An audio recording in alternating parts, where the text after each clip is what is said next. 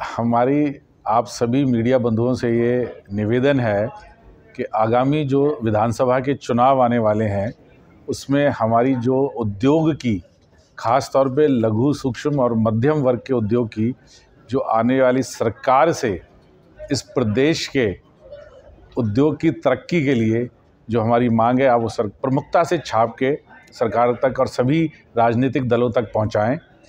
हमारा कहना ये है कि इस देश की लगभग 50% आबादी लघु और मध्यम वर्ग के उद्योगों से संबंधित रखती है और उसका अगर उद्योग तरक्की करता है तो समझ लो देश की 50% जनता का विकास हुआ है।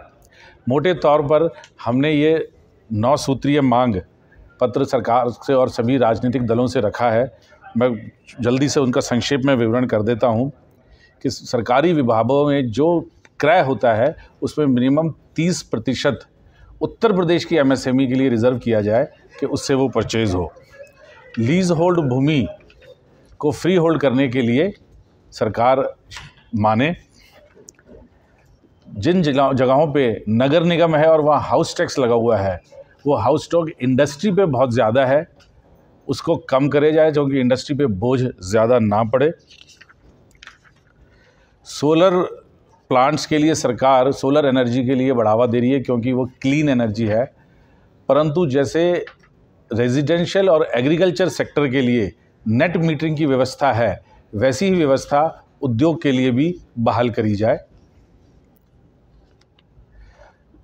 जो नए एक्सप्रेसवे बन रहे हैं उनके दोनों तरफ नए इंडस्ट्रियल सेक्टर और कॉरिडोर डेवलप हों, क्योंकि प्रदेश के अंदर नई उद्योग लगाने के लिए जो नई पीढ़ी आ रही है उनके लिए ज़मीन की बहुत शॉर्टेज है और जहाँ पुरानी ज़मीनें हैं उनके दाम इतने बढ़ गए हैं कि इस दाम पे अगर ज़मीन खरीदते हैं तो कोई इंडस्ट्री की वायबिलिटी नहीं आ पाती है।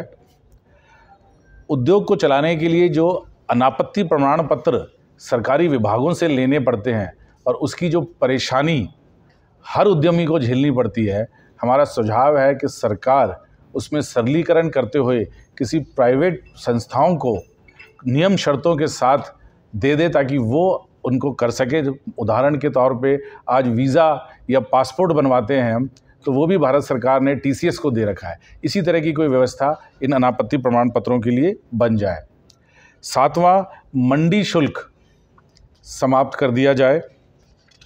उत्तर प्रदेश विधान परिषद में एमएसएमई क्षेत्र के लिए कुछ प्रतिनिधित्व के लिए सीटें आरक्षित रहें।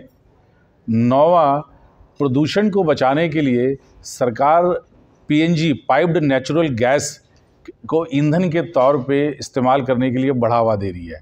बहुत अच्छी बात है, परंतु ईंधन पे उद्योग को जाने के लिए जो मोटी पूंजी चाहिए, सरकार उसके अंदर कुछ कम शर्तों पे, कम ब्याज दरों पे ऋण दे और पीएनजी के इस्तेमाल में कोई सब्सिडी दी है, जैसे आगरा में दे रखी है, और इसके अतिरिक्त जो 10% का वैट है उसको घटाए।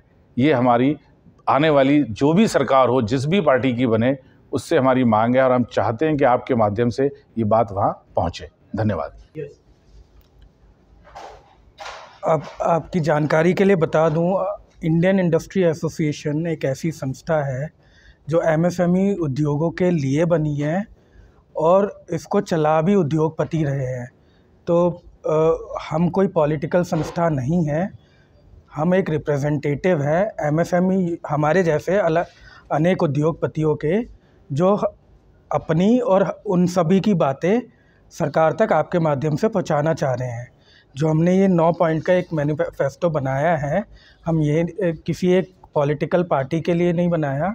हम चाह रहे हैं कि जो भी पार्टी की सरकार बने, हमारी बस उनसे रिक्वेस्ट ये है कि इस चीज़ को अपने मैनिफेस्टो में शामिल करें, ताकि जब वो सरकार में आए इन सब मांगों पे इम्प्लीमेंटेशन शुरू हो जाए।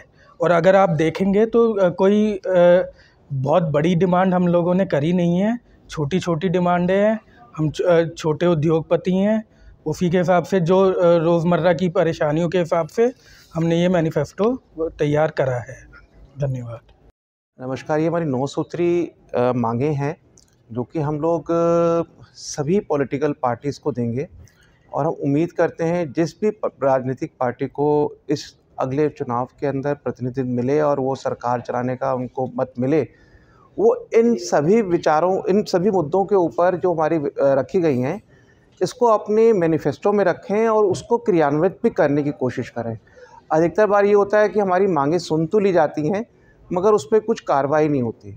मगर इस दफ़ा हम चाहते हैं कि चूँकि 50% जो इंडस्ट्री है वो एमएसएमई से ही आती है, और जो हमारे राज्य की जनसंख्या का अनुपात लें तो उसके अंदर भी तकरीबन 10 करोड़ जनता जो है डायरेक्टली और इनडायरेक्टली एमएसएमई से संबंधित रखती हैं। अगर उनकी मांगों के ऊपर विचार करते हुए उस पर कार्रवाई करेंगे तो उन सभी परिवारों और एमएसएमई के साथ न्याय होगा, जो कि सरकार को राजस्व या अलग अलग हिस्सों के अंदर मदद पहुंचाती है। शुक्रिया।